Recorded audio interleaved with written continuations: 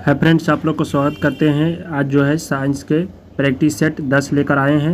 अगर आप लोग पिछले 9 क्लास जो नहीं देखे हैं तो आप लोग प्ले लिस्ट में जा कर के देख सकते हैं। अगर आप लोग एग्ज़ाम दे रहे हैं, रेलवे के एग्ज़ाम दे रहे हैं, तो आप लोग ये सेशन को ज़रूर देखते जाइएगा।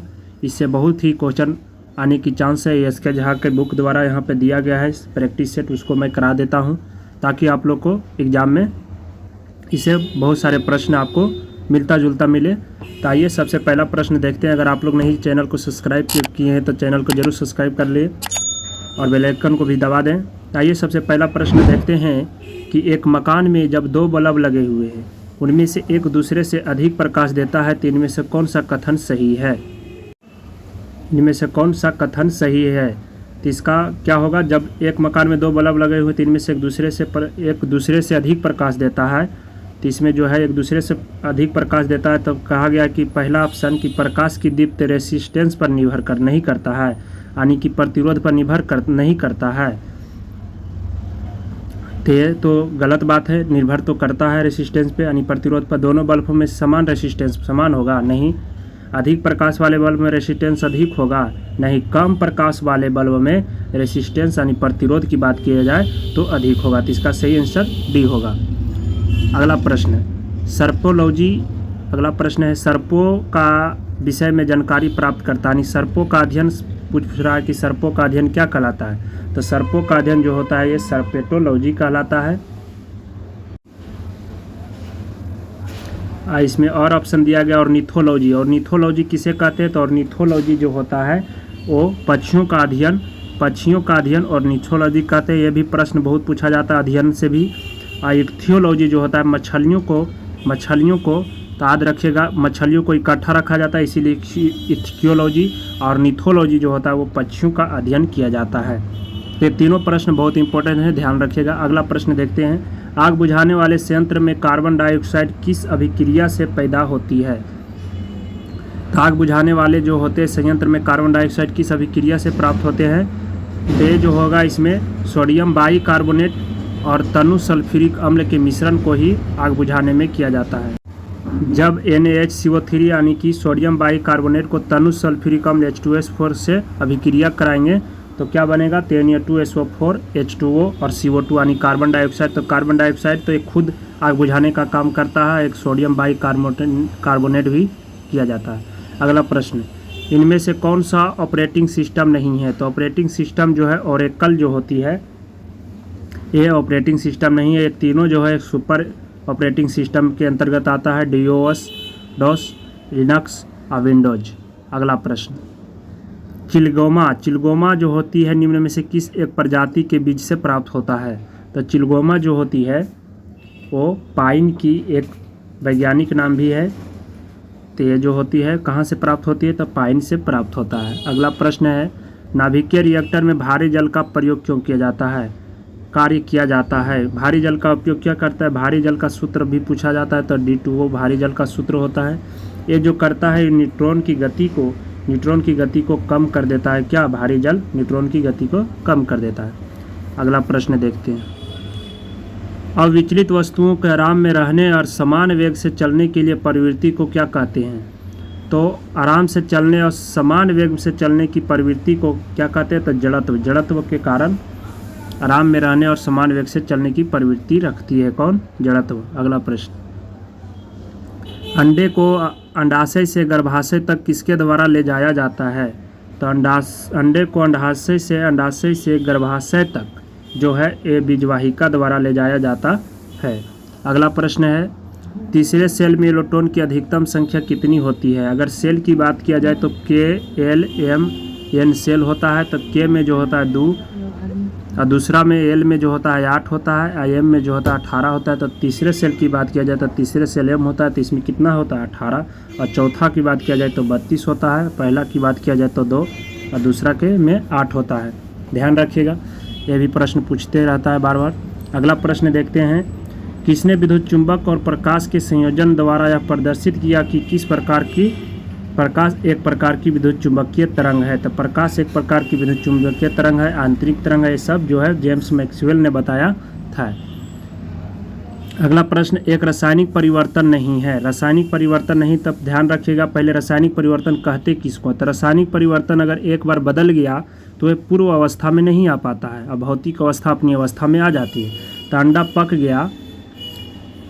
पक गया तो फिर वो अपनी पूर्व अवस्था में नहीं आएगा, तो ये तो नहीं होगा, ये तो रासायनिक हो गया। केक से बेक बन गया तो ये भी नहीं होगा।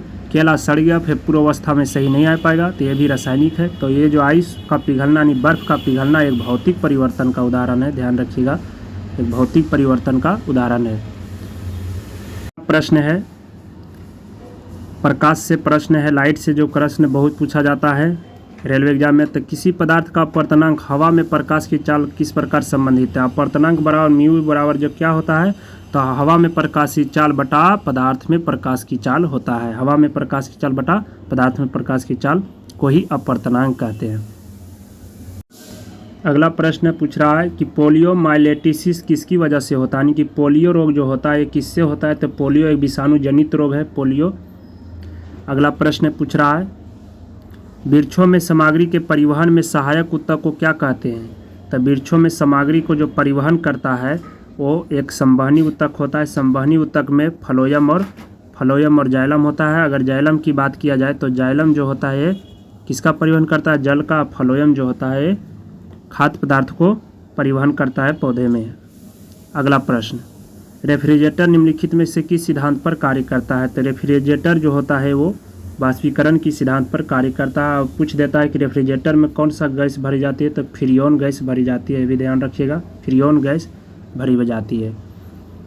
अगला प्रश्न है, भारत में ऊर्जा का मुख्य स्रोत क्या है। तो भारत में ऊर्जा का जो मुख्य स्रोत है वो तापीय ऊर्जा है। भारत में सबसे अधिक यानी 60 से 70% तक तापीय ऊर्जा भारत में प्राप्त की जाती है। अगला प्रश्न, मानव शरीर में प्रोटेस्ट एक है। तो प्रोटेस्ट एक क्या है, तो प्रोटेस्ट एक प्रकार की ग्रंथि है, मानव शरीर में प्रोटेस्ट ग्रंथि है। अगला प्रश्न, AB रक्त समूह वाले व्यक्ति कभी सर्वाधिक रक्तदाता कहा जाता है, क्योंकि सर्वाधिक रक्तदाता यानी सभी को ये दे सकता है, लेकिन ले सकता है ये AB ही रक्त समूह ले सकता है। तो इसमें जो होती एंटीबॉडी का अभाव होता है, यानी प्रतिपिंड जिसे बोलते हैं, एंटीबॉडी का अभाव होता है किसमें, AB में। और अगर एंटीजन जो होती है वो जो निगेटिव होता है उसमें एंटीजन का अभाव होता है। अगला प्रश्न, गतिज ऊर्जा स्थितिज ऊर्जा के सम्मिलित रूप को क्या कहते थे। आप लोग जानते हैं कि गति ऊर्जा स्थितिज ऊर्जा को जब जोड़ दिया जाता है तो उसे आंतरिक ऊर्जा कहते हैं। अगला प्रश्न है, तत्वों में 2 कक्ष होते हैं जो पूर्ण रूप से भरे हैं। तो तत्व के ऐसा कौन सा तत्व है जो 2 कक्ष होते हैं और इसमें पूर्ण रूप से भरे होते हैं।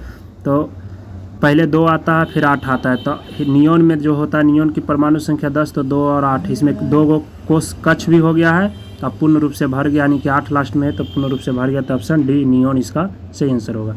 अगला प्रश्न, NH4NO3 अमोनियम, इसको अमोनियम नाइट्रेट बोलते हैं, नाइट्रोजन का प्रतिशत कितना होता है। जिसको प्रतिशत पूछा जाए, नाइट्रोजन के पूछ रहा है उसको, इसमें जो दिया गया होगी कि मैं उसको ऊपर रखेंगे। तो नाइट्रोजन की परमाणु द्रव्यमान कितना होता है, 2 नाइट्रोजन दिया गया तो 14 होता है इसमें, 1 नाइट्रोजन का, तो इसमें 28 होगा। और नीचे जितना है सभी को अगर परमाणु द्रव्यमान निकालेंगे तो कितना आएगा, 80 और गुने 100 कर देंगे। तो जिसको पूछा जाए वो ऊपर रखेंगे, जैसे 28 को पूछ रहा है, नाइट्रोजन को पूछ रहा है तो 7, 1 नाइट्रोजन के 14 होता है, 2 गो है तो 28 और बटा सभी का परमाणु द्रव्यमान तो 80 गुने 100 होगा। तो इसका अगर काटेंगे तो 35% आएगा, तब ऑप्शन ए सही है।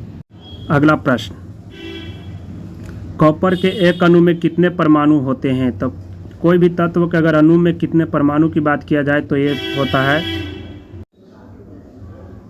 तो कॉपर की परमाणु में कितने अणु पूछा है, तो इसमें 6.022 गुने 10⁻23 अणु होता है, अणु परमाणु होते हैं।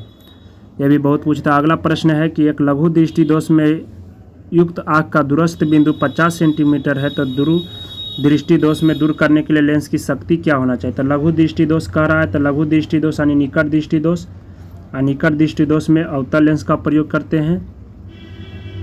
तो अवतल लेंस का प्रयोग करते हैं तो अवतल लेंस की फोकस दूरी क्या होती है, माइनस होती है। तो P बराबर होगा 1/f होगा। तो यहाँ 50 सेंटीमीटर f दिया हुआ है, तो अगर इसमें 100 से भागा देंगे तो 2 आएगा। अगर 2 फोकस दूरी अगर फोकस दूरी माइनस में है तो इसका शक्ति भी माइनस में होगा अवतल लेंस की। तो ऑप्शन ए सही आंसर होगा, -2 डायोप्टर सही होगा। अगला प्रश्न, निम्नलिखित में से कौन सा युक्त ऑपरेटर नहीं है? तो उक्ति युक्त ऑपरेटर जो है वो नहीं है। कौन है नहीं? ADD जो है नहीं है। अगला प्रश्न है, सर रोनाल्ड रॉस ने खोज निकाला था। तो सर रोनाल्ड रॉस ने क्या निकाला था? तो मलेरिया जो होती है, मलेरिया की जो खोज किया था किसने? रोनाल्ड रॉस ने किया था, मलेरिया को निकाला था। अगला, अगर वीडियो अच्छा लगे दोस्तों तो चैनल को सब्सक्राइब और शेयर जरूर कर दे। फिर से मिलते हैं अगले सेट में, तब तक के लिए धन्यवाद। जय हिंद।